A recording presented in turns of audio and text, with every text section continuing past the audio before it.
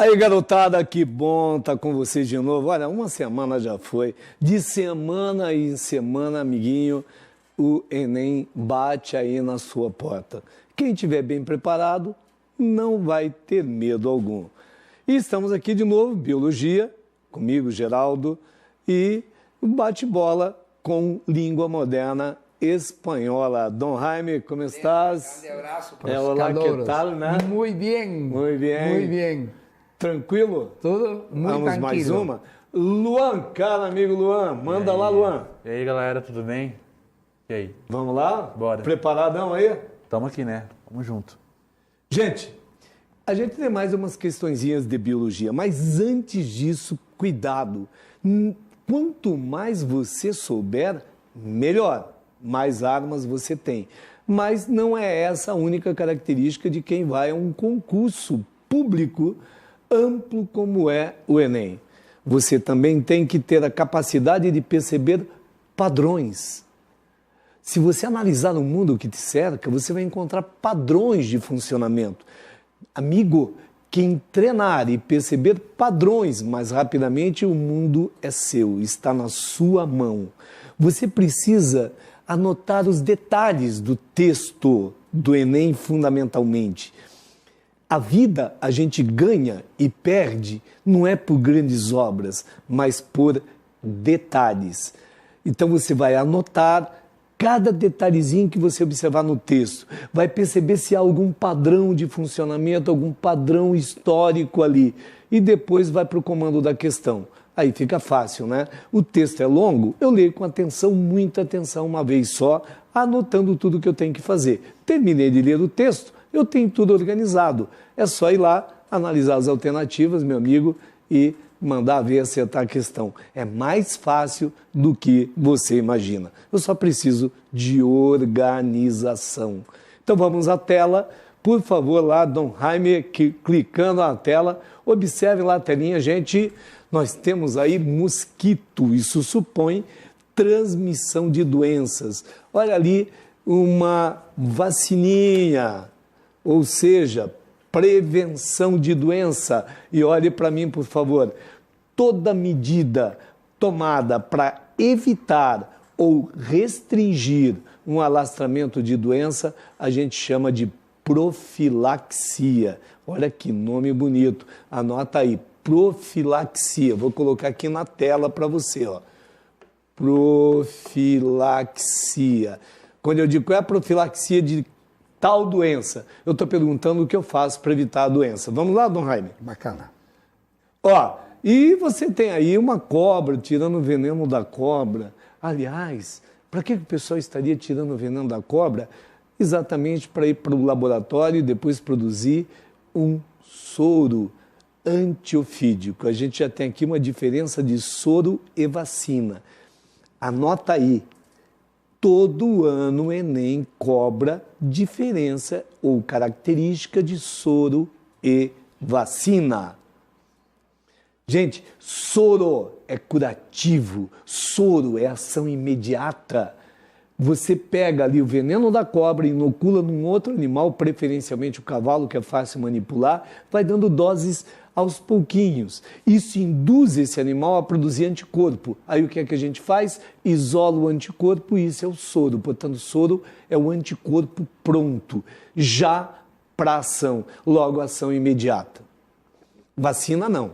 Vacina a gente inocula o agente causador da doença no indivíduo, ou parte dele, morto, atenuado, ou uma proteína, uma parte desse agente. O que obriga o seu organismo a montar uma memória imunológica e produzir anticorpo. Então, vacina é profilática, é a longo prazo. O soro não. O soro é a curto prazo e é curativo. Começamos bem, hein? Voltando para a tela, Don Jaime, a frente adelante. É certo, Don Jaime? Adelante, certíssimo. E aí você tem o sistema humano imunológico, você tem alguns órgãos com algumas glândulas. Vamos continuar? Don Jaime. E vem aqui, ó. Gente, olha aqui. A vacina, o soro e os antibióticos submetem os organismos a processos biológicos diferentes. Em mim, Acabei de falar de soro e de vacina. Ficou claro, Luan? Claro. E agora, meu amiguinho, antibiótico, que se vocês lembrarem, na semana passada eu cheguei a comentar sobre antibiótico. Esse nome antibiótico vem de uma relação interespecífica entre espécies diferentes, que pode acontecer também intraespecificamente, como no caso da têmia, que a gente chama de antibiose. Anti é contrário, bios é vida contrária à vida. É quando uma espécie produz alguma substância, um conjunto de substâncias que impede o desenvolvimento de outra espécie. Eu contei aqui que o Fleming, quando isolou uma substância produzida por fungo que não deixava a bactéria desenvolver, e esse fungo era do gênero Penicillium, ele batizou a substância de penicilina. Estava descoberto o primeiro antibiótico no mundo.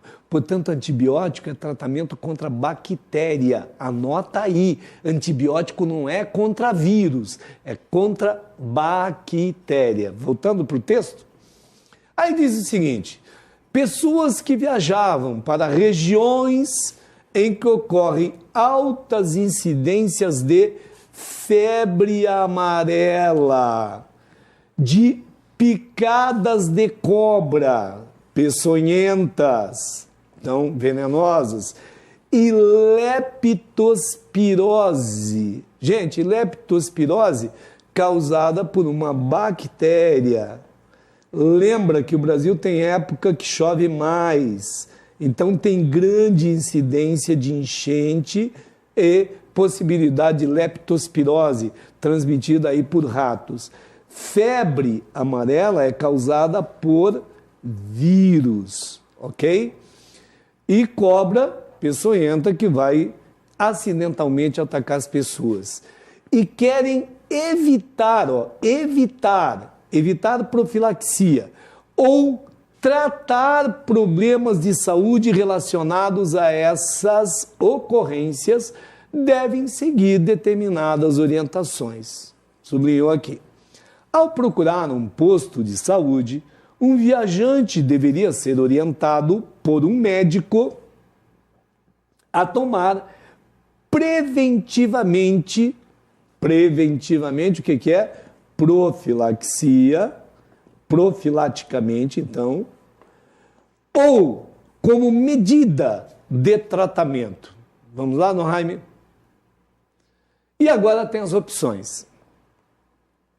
Gente, tome cuidado, sempre cai isso.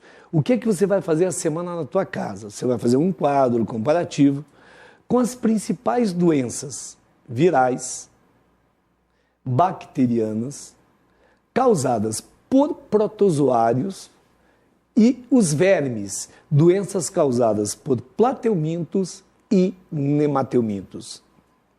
Você lembra que o Enem tem uma função social fascinante? Todo ano tem doenças tipicamente brasileiras e tropicais no Enem.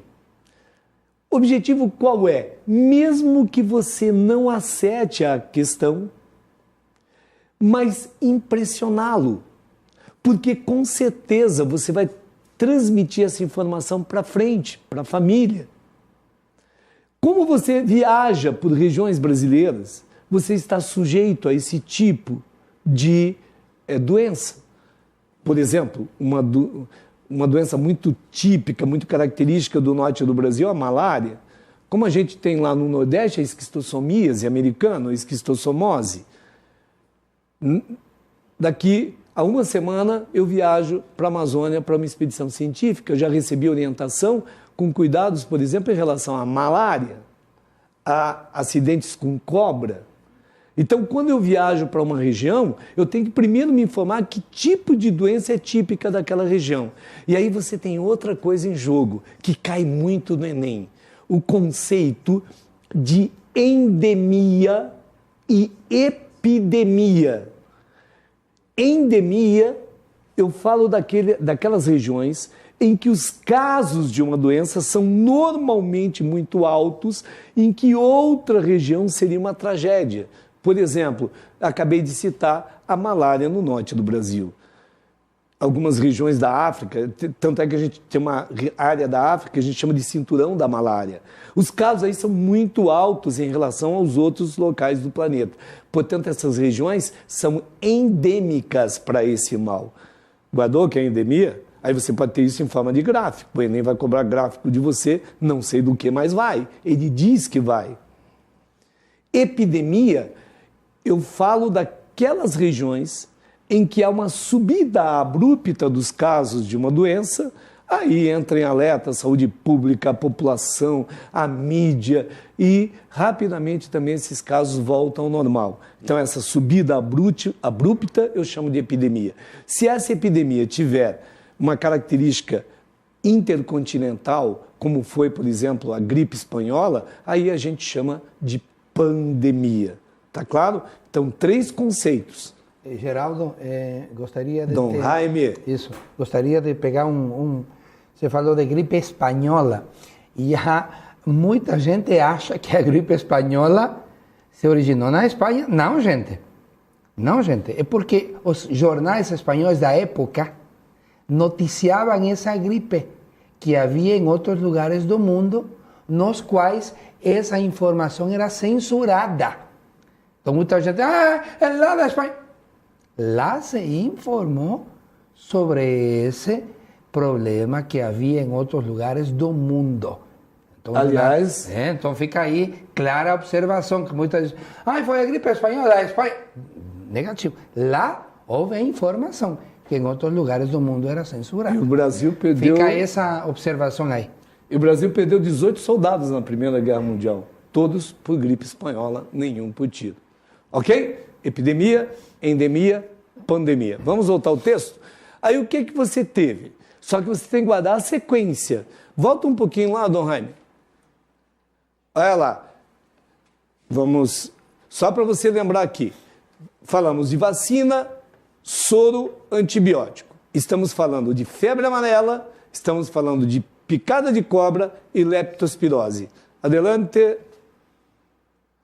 Diz assim, devemos usar antibiótico contra o vírus da febre amarela. Eu falei que antibiótico é contra o que, Luan? Bactéria. Não usa antibiótico. Mas, professor, eu fiquei gripado e o médico deu antibiótico porque vai baixar a tua imunidade, facilita a ação de bactérias oportunistas. Então, foi uma prevenção, às vezes, ou porque você já começou um processo de bacteriose. Mas contra vírus, lembra que o vírus é um parasito intracelular obrigatório, ele vai usar o maquinário de síntese da tua célula para ele se reproduzir. Então, para vírus eu tenho que ter o quê? Repouso, porque o baixo metabolismo dificulta a reprodução do vírus e facilita a sua defesa. Portanto, já tem um erro aqui. Gente, quando eu estiver lendo uma questão dessa, que eu tenho várias opções, ao primeiro erro, aborte a alternativa, porque senão você pode confundir lá na frente e vai te levar ao erro. Portanto, eu tenho o primeiro erro aqui. Antibiótico não é contra vírus. Vamos para a tela? Aí fala, soro antiofídico, caso seja picado por uma cobra. Aqui está certo, ó. Vacina contra a leptospirose. Aqui não há a vacina contra a leptospirose. Leptospirose é a bactéria seria, então, automaticamente o antibiótico. Eliminei essa. Vamos a B? Vacina contra o vírus da febre amarela. Opa, aqui pode ser. Uma outra coisa, atenção, se você viajar para a região que é típica febre amarela, como, por exemplo, algumas regiões de Minas, e veja por que a febre amarela está voltando. Primeiro porque a gente está destruindo habitats. Então, os bichos que moram lá se mudam muitas vezes para regiões urbanas atrás de comida. E pega um mosquitinho contaminado, vai contaminar o pessoal da cidade. Por outro lado, as pessoas com hábito mais natural que resolvem fazer trilhas ecológicas, que é ótimo, mas com cuidado. Aí vai lá, tem um contato silvestre com esse mosquito e acaba voltando com a febre amarela. Mas a vacina, ela vale por 10 anos. A gente teve um caso de um brasileiro maluco aí que ficou tão apavorado com a febre amarela que ele ia lá, mentia num posto de saúde que não tinha tomado e tomava todo ano. depois ele passou mal por causa do conteúdo da vacina e não da febre amarela. Então, tomar cuidado. Voltando aqui. Então, vale a pena essa. Soro antiofídico caso seja picado por uma cobra. Certo, Dom Jaime? Certo, né? Poxa vida. Antibiótico entra em contato com a leptospira. Essa é a bactéria causadora da leptospirose. Também está certo. Aí vamos lá, ó. Soro contra o vírus da febre amarela. Opa, não dá certo aceitar essa.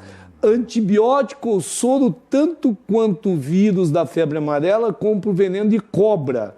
Então não tem como dar antibiótico e nem soro contra o vírus, né?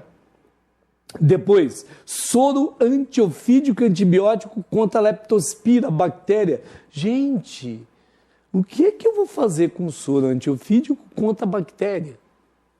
Se você não tem o veneno da cobra, eu dou o soro antiofídico, ainda te faz mal, né? Aí você fica com a bactéria e com o problema do soro. Portanto, pode passar, Dom Jaime, voltando à telinha, a nossa resposta é a letra B. Eu quero que percebam o seguinte, olha quão fácil é a gente trabalhar o Enem. Claro que eu preciso ter um conhecimento básico, mas você vai lá, olha o texto, anota a palavra-chave, anota a sequência, porque você vai usar isso lá embaixo, nas alternativas. E lembre, primeiro erro que eu encontrar, aboto a alternativa. Senão você se perde lá na frente. Depois que o erro claro foi cometido, a gente pode até pegar a questão e trazer outro dado que vai te causar dúvida. E aí sabe o que é que o aluno inseguro faz? Muitas vezes troca a resposta que ele já estava clara. E é muito comum, não é, Jaime?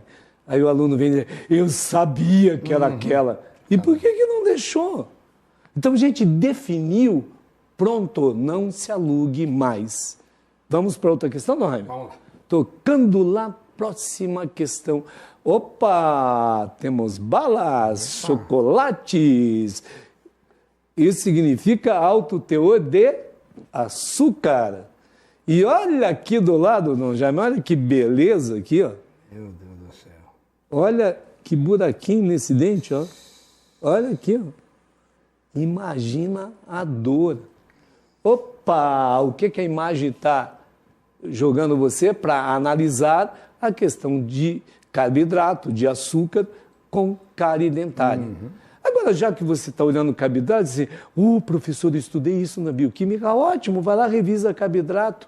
Então, você sabe que no nosso organismo, nas nossas células, nós temos componentes inorgânicos e componentes orgânicos. Anota aí, inorgânicos, água e sais minerais. Anotou? Olha bem que a água é de fundamental importância para a nossa vida. A maior parte do corpo humano e de qualquer outro organismo é água. Em torno de 70% a 72% de humano é água. Quer dizer, se você pegar uma pessoa de 100 quilos, tirar toda a água, ele vai ficar reduzido a uns 30 quilos. Compostos orgânicos, anota aí, carboidratos, que são açúcares, lipídios, as gorduras, proteínas, enzimas, que são um grupo especial de proteínas. Você vai lembrar o seguinte, gente, isso é importantíssimo, sem enzima não há vida. Porque elas diminuem a energia de ativação para que ocorram as reações biológicas. A gente vai voltar a falar nesse ponto. Temos as vitaminas. Acabei de falar, ó, sem enzima não tem vida. Por quê? Porque há o bloqueio das reações biológicas. As vitaminas funcionam como coenzimas. Isso quer dizer que sem vitamina há grupos enzimáticos que deixam de atuar. E os ácidos nucleicos, DNA e RNA. DNA é o nosso material genético, RNA tem 3 tipos de RNA envolvidos diretamente na síntese proteica. Lembra que cada um de nós, na verdade, é um grande consórcio proteico. Para que serve informação genética? Informação genética é a receita para produzir proteína. E as proteínas nos caracterizam. Então, cada um de nós nada mais é do que um conjunto de proteínas. A única diferença da bactéria ao homem quantidade e qualidade de proteínas que a gente produz. Tudo bem? Vamos lá para a tela? Bonheimer diz assim, a cárie dental resulta da atividade de bactérias que degradam os açúcares e os transformam em ácidos que corroem a porção mineralizada dos dentes. Ok, já deu o conceito de cárie. O flúor, juntamente com o cálcio e um açúcar chamado xilitol, agem, atenção aqui, ó, inibindo esse processo. Qual o processo? Da ação dos ácidos que corrói a porção mineralizada dos dentes. Quando não se escovam os dentes, ó, pessoal porquinho aí, atenção, corretamente, tem até o pessoal com boa vontade, mas que não escova corretamente. E neles acumulam-se restos de alimentos, olha aqui, ó, as bactérias que vivem na boca aderem aos dentes, formando a placa bacteriana ou biofilme. Olhando para mim, por favor. Placa bacteriana não é um sinônimo de biofilme, mas é um tipo de biofilme. Hoje, a tendência no futuro é que até terapia contra doenças bacterianas mudem, porque se encontrar algo sólido, as bactérias podem fixar aí e formar uma estrutura pluricelular. Isso a gente chama de biofilme, o que facilita o deslocamento de nutrientes e a saída de resíduos. Então, o que a gente está descobrindo hoje? Boa parte do que acontece no mundo com as bactérias tem sido provocado por biofilmes. Então, muda a terapia, porque eu não vou ter que trabalhar com uma bactéria, mas com várias. E já caiu no Enem a questão da lente de contato. Exatamente, nós já falamos sobre isso. Se você não fizer a higiene correta, não tirar a lente de contato para dormir, por exemplo, as bactérias podem fixar aí, formar biofilmes e pode levar, inclusive, à cegueira. Por isso, a gente tem que tomar um cuidado muito grande com isso. É claro, vive mais bactéria na gente do que a gente tem de célula. Vive mais um monte de bactérias na sua boca. Tem um estudo recente agora da garotada que vai para a festa e fica com muita gente, ou seja, beija muitas bocas. Você imagine a troca de bactéria que há numa noite dessa. Voltando, na placa, elas transformam o açúcar do resto de alimento em ácido, que corrói o esmalte do dente, formando uma cavidade, que é a cárie, que já tinha sido dito antes. Vale lembrar que a placa bacteriana se forma mesmo na ausência da ingestão de carboidratos. Visite o dentista a cada 6 meses. Fermentáveis, por quê? Porque as bactérias possuem polissacarídeos, que são açúcares intracelulares de reserva. Então elas vão produzir ácido de qualquer forma e corre o risco de provocar cárie, mesmo você não sendo um contumaz consumidor de açúcar. Aqui está o texto, está falando do procedimento de formação da cárie. Vamos agora ao comando da questão, a tela. Dom Jaime. Cárie 1. Destruição de um osso por corrosão progressiva, cárie dentária, efeito da destruição da estrutura dentária por bactérias. A partir da leitura do texto, que discute as causas do aparecimento das cáries, as causas do aparecimento das cáries e da sua relação com as informações do dicionário, aqui, conclui-se que a cárie dental resulta principalmente de, vamos lá, Jaime, letra A, da falta de flúor e de cálcio na alimentação diária da população brasileira. Foi isso que disse o texto, Luan? Não. Gente, não está no texto. Como que eu posso aceitar? Aliás, o flúor existe na água que é fornecida à população brasileira, porque naturalmente durante o dia, acabei de comer, há uma ação bacteriana maior. Aí eu produzo mais ácido. E cuidado, porque lá na química o pessoal vive fazendo esse acerto de equação. Isso cai todo ano no Enem.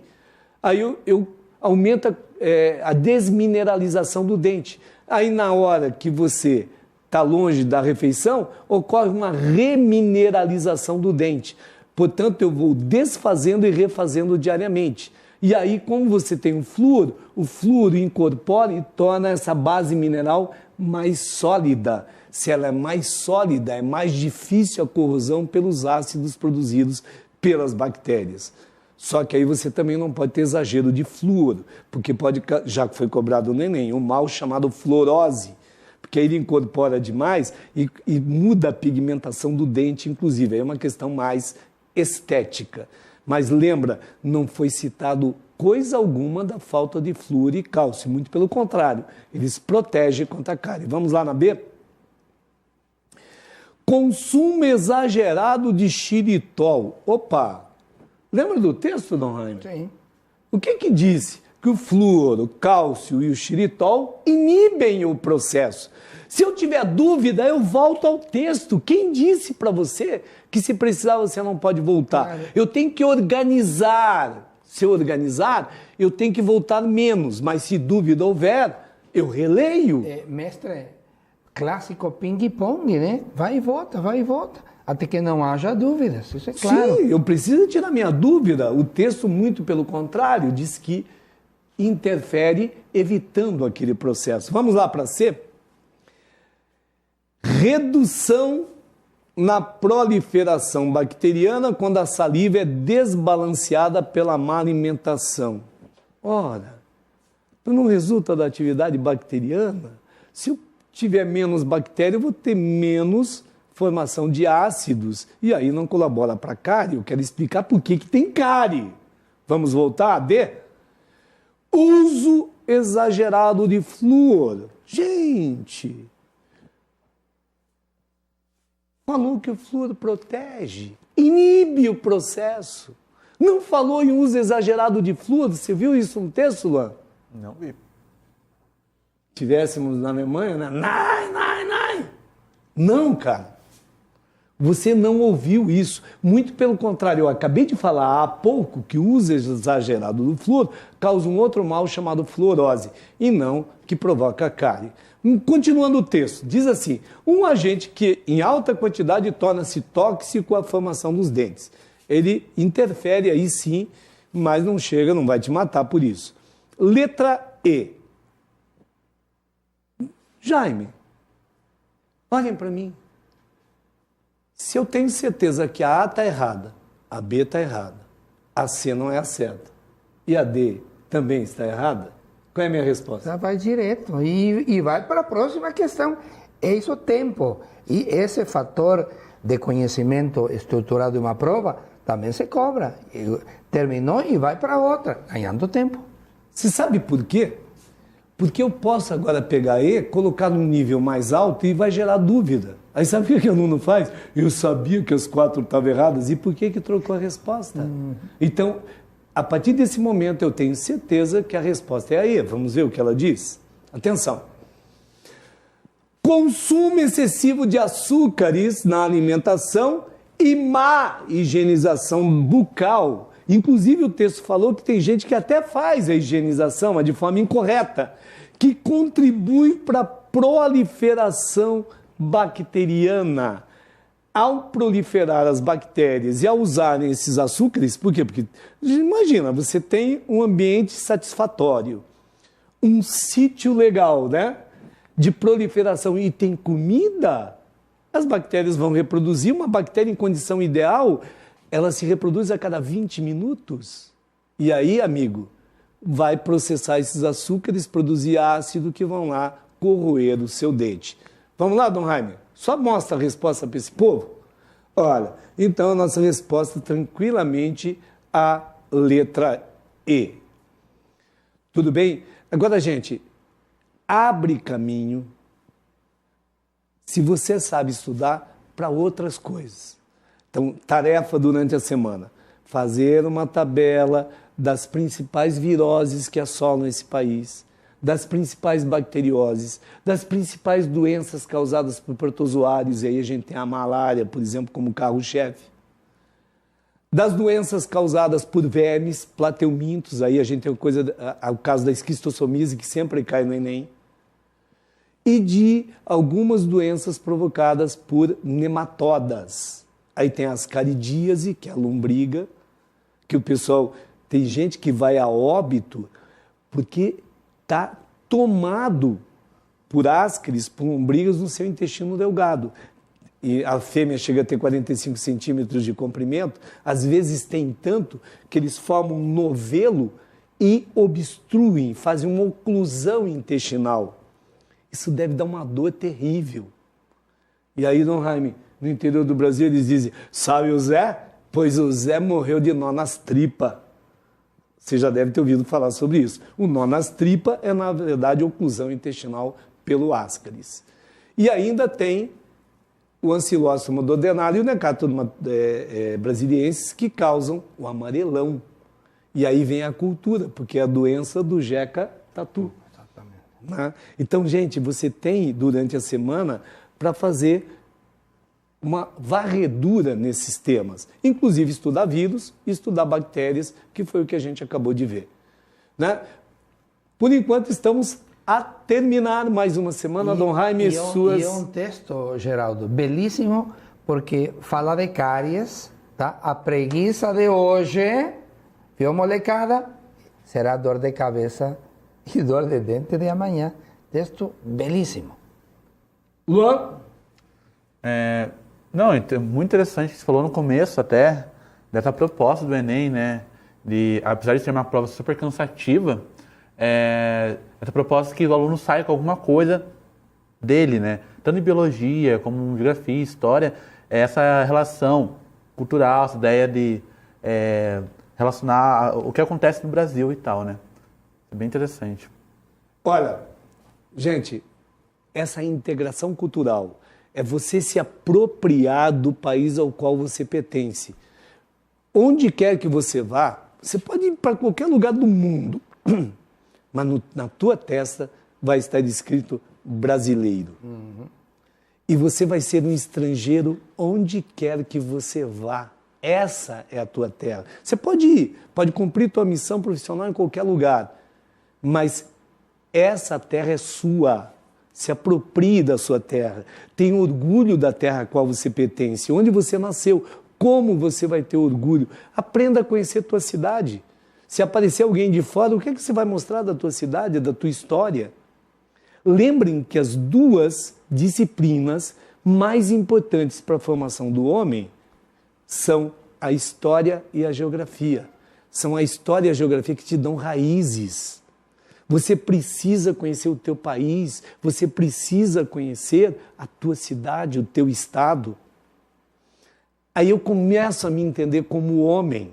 É a partir desse momento que você vai ter orgulho da sua terra. E nós temos no Brasil uma riqueza muito grande cultural.